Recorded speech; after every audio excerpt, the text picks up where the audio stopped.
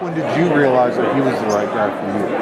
Well, he says that, although it didn't feel like he was selling. All he was doing was telling me what I already knew.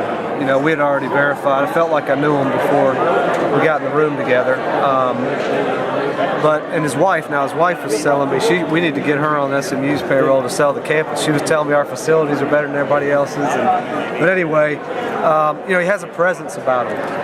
So it's not until we met that you can be with someone and sense that presence that he has, and everything from just his eye contact, the way he carries himself. He's ready. Can you project him into the role? That's one of the questions you ask yourself, particularly when you're looking to hire someone who hasn't been a head coach. That's really the puzzle: is can they do the job of the head coach? And he convinced me and reinforced with my belief that he could during our time together. What qualifications did you want? Because obviously Ron had been here for 25 years as a head coach, but you're also in a conference that produces a special challenge when you're going against some pretty good, nationally ranked teams, not just UConn, but other teams in your conference. What were you looking for? Well, first of all, we got to compete in our conference, like you said, but we also got to compete in the state of Texas for recruits. And I know a lot of the head coaches in the state of Texas. And so, again, you're looking for someone who you can envision going out and competing with those individuals for some of the top students and athletes in our state. That's one thing. And Travis's ties to Texas, people know who he is. He has credibility. He knows the state, he knows the high school coaches, he knows the AU coaches. He's already got those relationships. Again, a lot of comparisons have been made to Coach Morris, so not unlike Coach Morris, people in Texas know who Travis is. And so you're looking at that. The relationship he has with his current players, the relationship he's had with his players and coaches where he's been, those things. People, again, you hear from so many people, you get to know who he is, what he's about. So we had our profile. He met the profile, and I believe he's going to be able to make that jump from associate head coach to head coach. One thing that came up, and again, it came up at the Final Four, where all four coaches were women's coaches. Did you feel any pressure one way or the other? Pressure to hire a women's coach, look at women's candidates, or what was your philosophy? Well, anytime you run a search, what you want is you want to have a diverse, quality pool of candidates. And then we put a lot of energy and effort. Again, I give credit to Monique Holland for helping to do just that.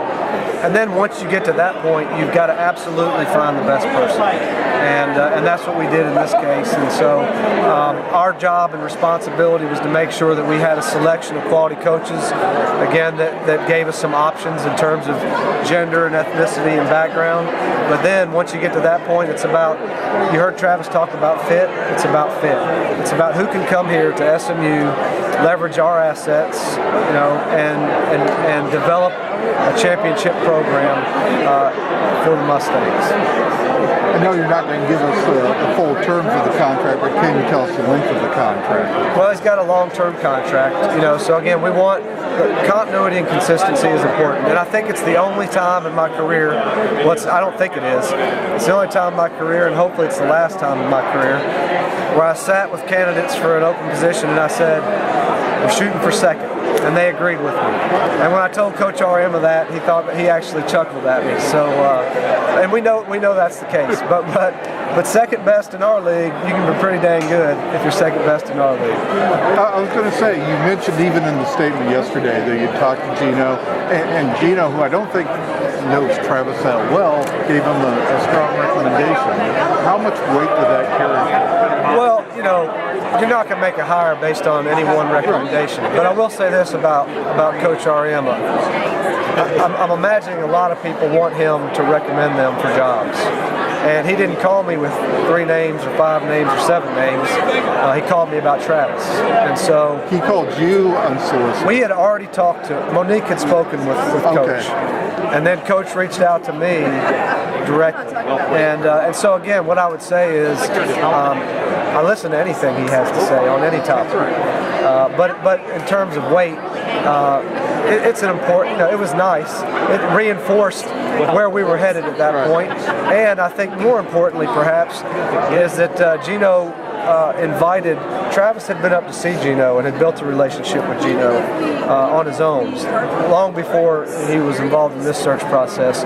And Gino invited Travis to continue to utilize him as a resource, and I think that's going to be very important, something Travis will take advantage of. How long was it between the time that you and Coach Mays got in contact with each other and he started to separate himself as at least one of the final candidates for this position? Was it a quick process for you? Well, once we got to the, I really, other than calling around and asking about names and doing some of that research, I didn't interact directly with Travis or the finalists until they got to campus. And so Monique did a lot of that, as I mentioned. Now again, I knew who they were, I knew all about them, I'd already done a lot of research and dedicated a lot of time and energy to that. So, but at that point, you really just, you keep an open mind. Because when you meet with the first person, you don't have anybody to compare them to, and then you have 2 points of comparison and so on. And so, kept an open mind throughout the process, and then candidly, at that point, this is just something I do with every search. Took a night to think about it, make notes, review notes, talk to some people I trust, and all those things before you make a final decision. But and it was good. We had a competitive process, and that's what we wanted. And so, and Coach Mays at the end of it, to emerge from that group is very impressive, and it says a lot about him. You talked about Coach Mays telling you that he's the most competitive guy around, and you said maybe with the exception of you. Yeah. And then when you talked to Coach Auriemma, you told him that SMU's shooting for number 2. Is that hard to sell a competitor like Coach Mays on the idea of being number 2? Not what, that, again, I think we're talking about an outlier. We're talking about an exception to a rule. It's a we can all chuckle about it, and Gino has to retire one day. So, that's a short-term settle for second place proposition. Does he have bonuses in his contract for second place in the conference?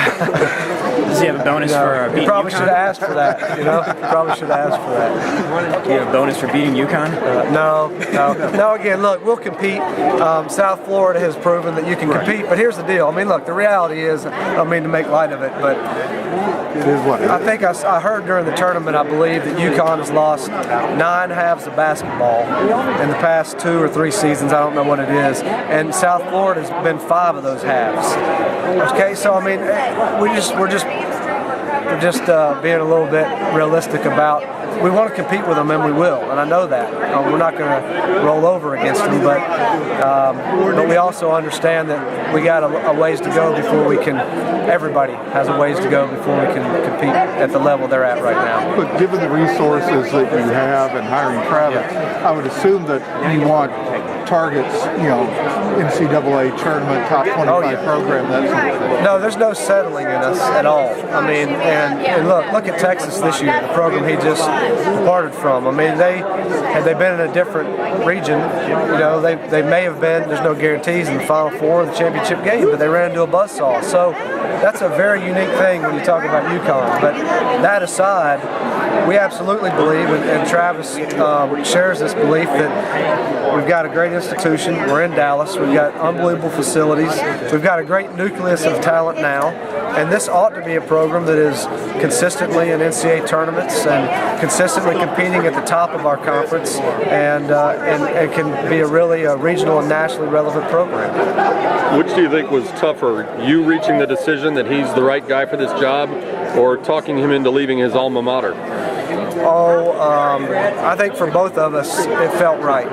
So, and when it feels right, then it's not that difficult. And he's in a great situation. He was at his alma mater. He was contributing, and that's where you want to be, because you don't want to feel like you're running away from something. You want to be running to something. And so he's coming to us, and we're embracing him with open arms.